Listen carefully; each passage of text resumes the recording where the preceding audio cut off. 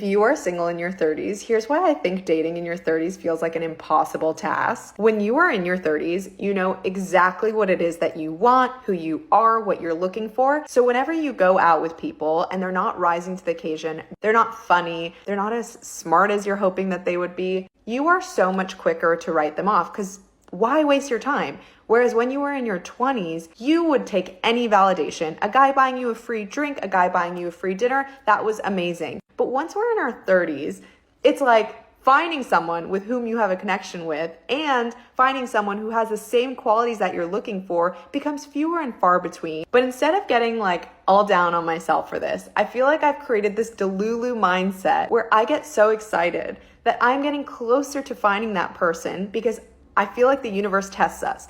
They're like, do you want the little snippets of validation or do you want to find someone with whom you can have that really deep connection? So if we stay on the course and we don't fall for the little validation guy, the guy who's texting you, what are you doing? Where are you at?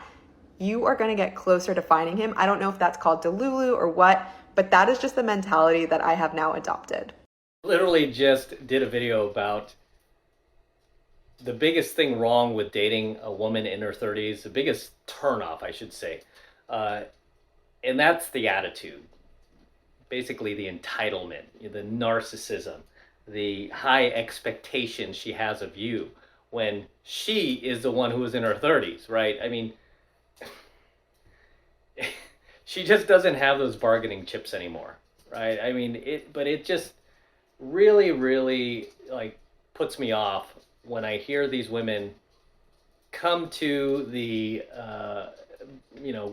bargaining table acting as if they still have leverage in the dating market when they are quickly losing that leverage and have lost a lot of it, but still act like they are the prize. I think that's the biggest, as she put it, delulu.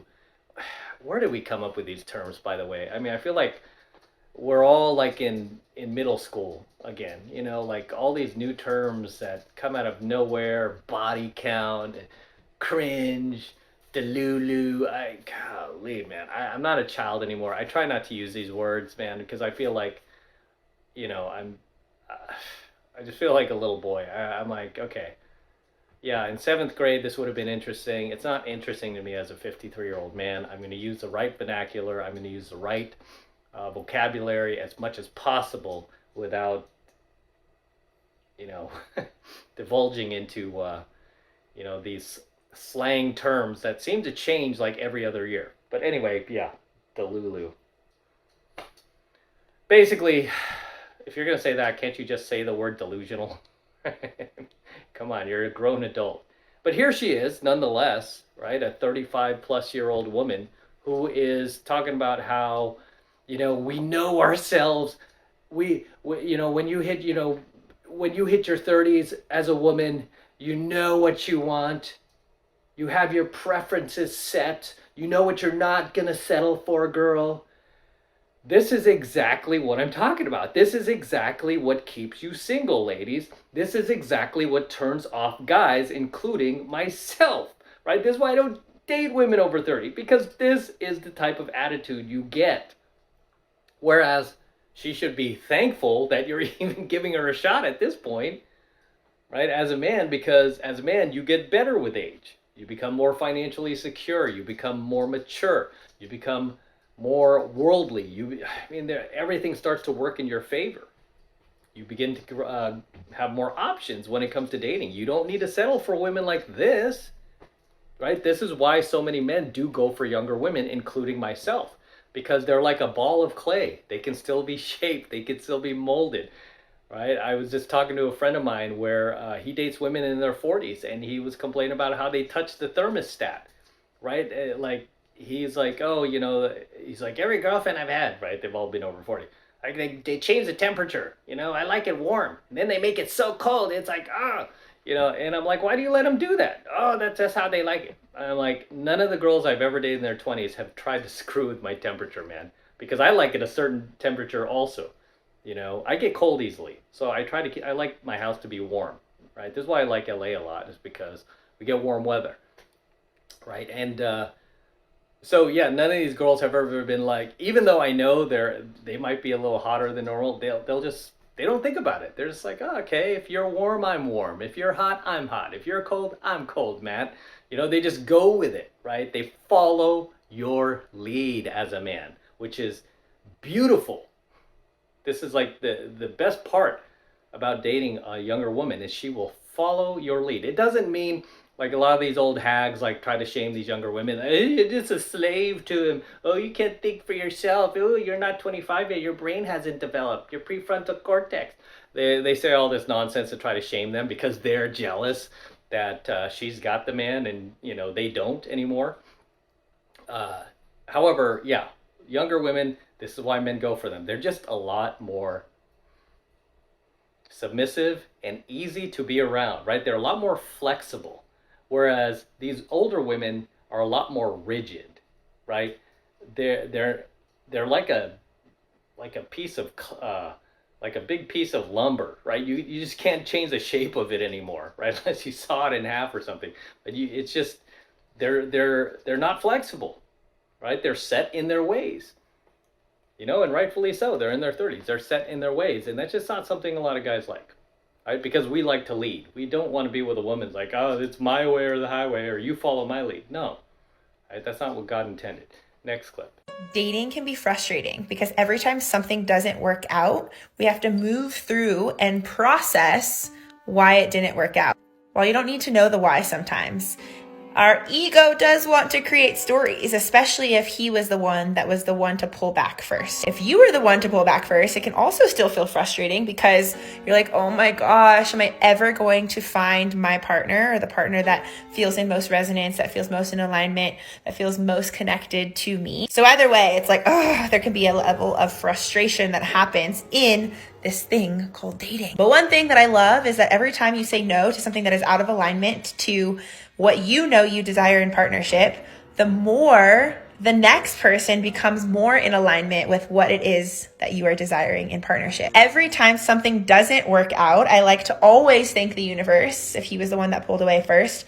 Thank you for taking him out of my world so I didn't have to do so myself. Because I believe that the universe always knows what's best. And every time I say no to someone or someone says no to me, the next person that shows up has and holds more of the qualities of what I desire in a partner. So it's like looking at, rather than being frustrated and being annoyed and getting sad and mad when something doesn't work out, of course, feel the sad, the mad, the frustration. I am in the somatic therapy world, so I do really, really, really preach feeling what is currently present for you so you can move your emotions through your body and then it doesn't linger there and stay there as trauma. Then you can thank the universe because the universe is bringing you into deeper light. You can remember, if not this, something better. And I say that every single time when something doesn't work out. I'm always like, if not this, something better. And guess what? The next person that showed up is more aligned, more connected, more of what I want in partnership. So think about this when you're getting frustrated or when you're like,